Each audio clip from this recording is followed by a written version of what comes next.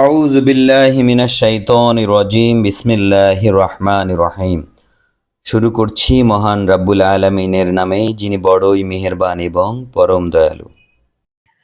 হে নবী, তুমি বলো, হে মানুষ, আমি হচ্ছি তোমাদের জন্যে আযাবের সুস্পষ্ট সতর্ককারী মাত্র।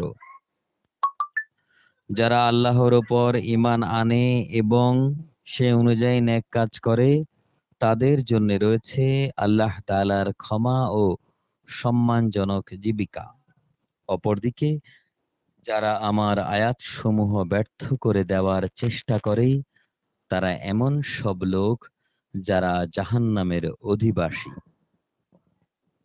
হে নবী, আমি তোমার আগে এমন কোন নবী কিংবা রসূলই পাঠাইনি যে যখন সে নবী আল্লাহর আয়াতসমূহ পড়ার আগ্রহ প্রকাশ করেছে, তখন শয়তান তার সে আগ্রহের কাজে কাফেরদের মনে সন্দেহ ঢেলে দেয়নি। অতঃপর আল্লাহ তাআলা শয়তানের নিক্ষিপ্ত সন্দেহগুলো মিটিয়ে দেন এবং আল্লাহ তাআলা নিজের আয়াতসমূহকে আরো মজবুত করে দেন।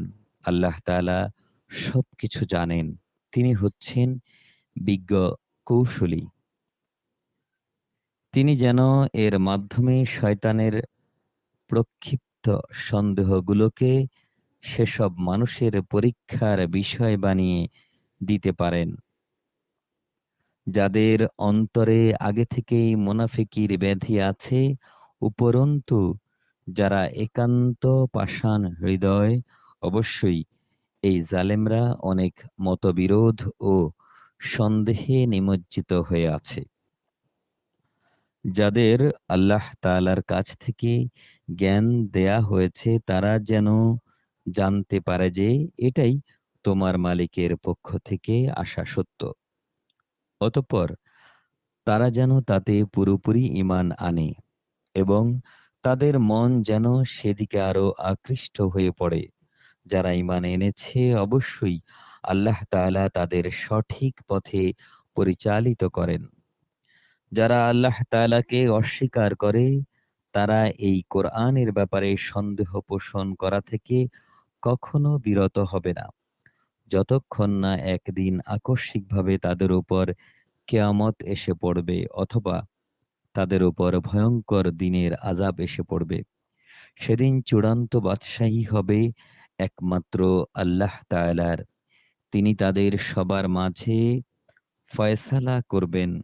যারা তার উপর ঈমান এনেছে এবং সে মোতাবেক নেক কাজ করেছে, তারা সেদিন নেয়ামতে পরিপূর্ণ জান্নাতে অবস্থান করবে।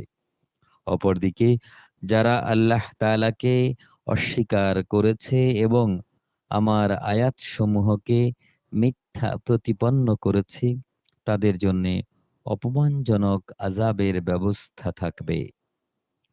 মহান আল্লাহ যা বলেছেন সত্য বলেছেন।